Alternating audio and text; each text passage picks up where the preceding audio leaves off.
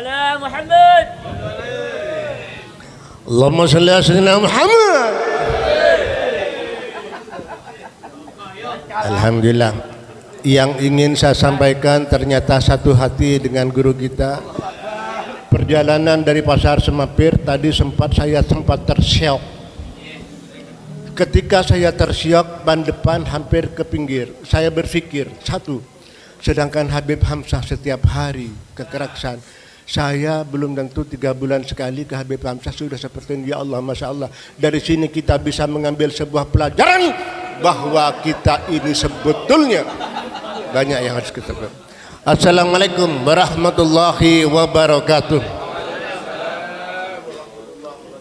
Alhamdulillahirabbil alamin. Coba saya angkat sebuah ayat. Dari ayat ini merenungkan diri siapa kita yang sebenarnya. Falyanduril insanu mimma khuliqu mimma 'inda fik yakhruju min baini sulbi wat taraib. Untuk maknanya nanti kita kupas. Hadratul Muhtaram, para alim, tokoh masyarakat, bini sepuh, wabil khusus guru kita yang kami taati bersama Habib Shauqi Al-Habsyi. Mudah-mudahan beliau senantiasa dalam lindungan Allah, sehat walafiat, bisa mendampingi adik-adik santri kita para jemaah. Habib Ahmad Al-Kaf, ini Habib Alwi Al-Jufri, alhamdulillah ganteng sendiri ini. Habib Hamzah Al-Jufri, ini Sohibul Bait, Sohibul Makan, alhamdulillah. Habib Habibi Al-Kaf, Habib Sadiq Al-Hamid, Habib Ahmad, sudah ini. Ini ada Habib, ini adinda saya ini, dia di depan sekarang nih. Biasanya duduk sini. Ya. Habib Yahya Al-Qadri, dan yang ganteng ada di belakang saya lihat tadi. Agak ngitak. Habib Abdullah Ba'ali rahimahullah takdim. Baik. Yang singkat ini coba saya ingin mengangkat 2 kisah yang kontroversial, berlawanan, bahkan tidak seirama. Yang pertama, seorang yang alim, seorang yang ahli ibadah, tapi masuk ke dalam neraka, sedangkan ada perampok yang masuk di dalam surganya Allah. Allahumma Muhammad. Yang kedua, yang atas dan bababa. Baik, yang pertama kisahnya cukup menarik. Ada seorang ahli ibadah yang siang dan malam tidak pernah berhenti sujud munajat kepada Allah. Dari mana dia makannya? Allah mengirimkan semut yang beriringan masuk ke dalam mulutnya, membawa makanan sehingga dia menjadi hilanglah haus, hilanglah lapar, hanya perkara Allah mengirim semut ke dalam mulutnya. Rasulullah Muhammad. Kemudian datanglah seorang pemuda kepada orang tua ini. Orang tua berkata, "Wahai pemuda, sampaikan ke Nabi Musa, surga mana yang harus saya tempati dengan ibadah seperti ini?" Dia langsung minta surga. Berangkatlah anak muda ini dengan membawa amanah orang ini. Di tengah perjalanan tidak disangka bertemu dengan seorang perampok. Berhenti kok. Mau diambil semua barangnya.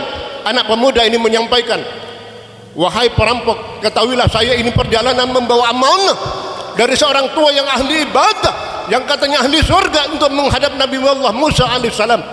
Apa yang kau bawa?" Dia ingin bertanya kepada Nabi Musa, surga mana yang harus dia tempati. Wah, si perampok tidak menjadi merampok. Kalau begitu pemuda, sampaikan kepada Nabi Musa, masihkah ada titik terang bagi diriku yang perampok ini untuk masuk dalam surganya Allah? Berjalanlah si pemuda ini, dilepaskan. Ngocak nengatenku, alhamdulillah yocol kok berampok burung sepatena, barang pese beda dompet beda. Jalanlah. Ketika sampai di Nabi Allah Musa, singkat cerita disampaikan, "Ya Musa, ada salam, saya menyampaikan amanah dari seorang tua yang ahli ibadah. Dia menanyakan surga mana yang akan dia tempati dengan ibadahnya yang setiap saat dia sudah munajat kepada Allah." Yang kedua, dari seorang perampok, masihkah ada harapan dia untuk masuk surga? Apa kata Nabi Allah Musa?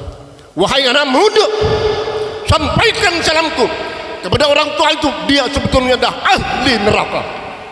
ahli neraka, Pak. Yang ibadah setiap saat Allah, Nabi Musa langsung menyatakan dia adalah ahli neraka, dan sampaikan kepada perampok itu yang bertobat, dialah ahli surga yang sebenarnya. Ya Allah, di perjalanan ketemu sama rampoknya, Pak. Salam Nabi Musa, sambian masuk surga dengan taubatnya sambian. Dan orang tua yang ahli ibadah itu adalah ahli neraka, karena di hatinya terdapat titik hitam dan sombong. Mengaku dirinya ibadah paling hebat, mengaku dirinya sudah masuk surga, bahkan dia meminta pintu mana yang harus dia lewati. Takabur. Yang kedua, singkat cerita aja, beda-beda ya. Hikmah dari kisah ini bahwa tidak boleh kita takabur, tidak boleh kita sombong, tinggi hati, apalagi merasa dirinya di atas.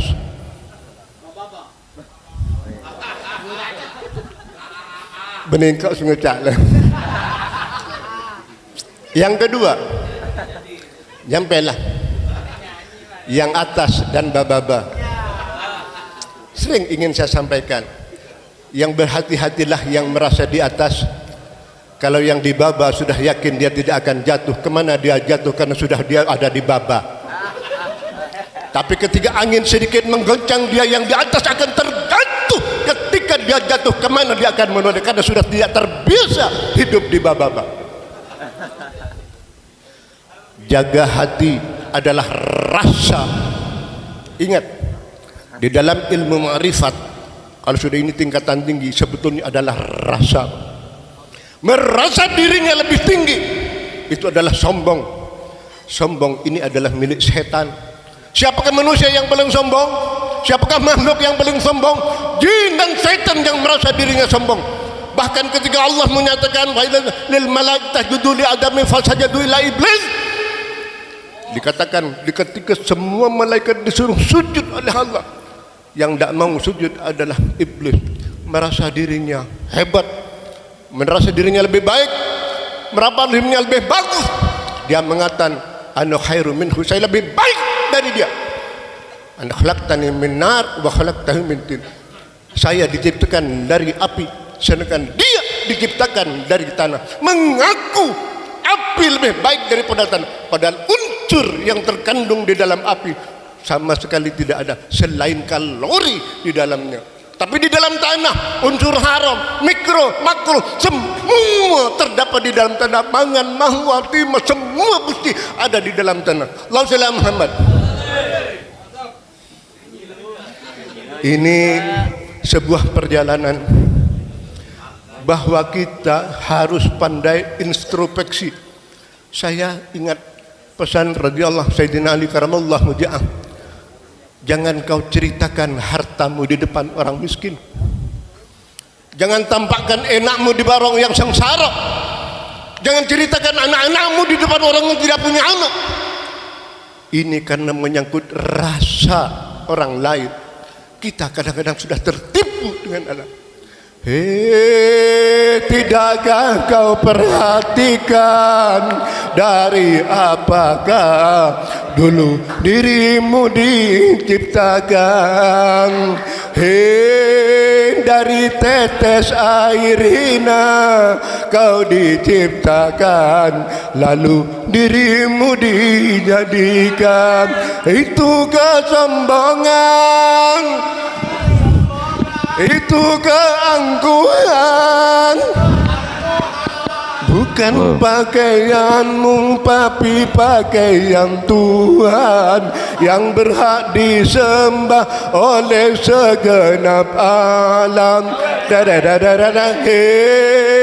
Silahkan punya dan kuasa, tapi janganlah angkuh sombong pada sesama.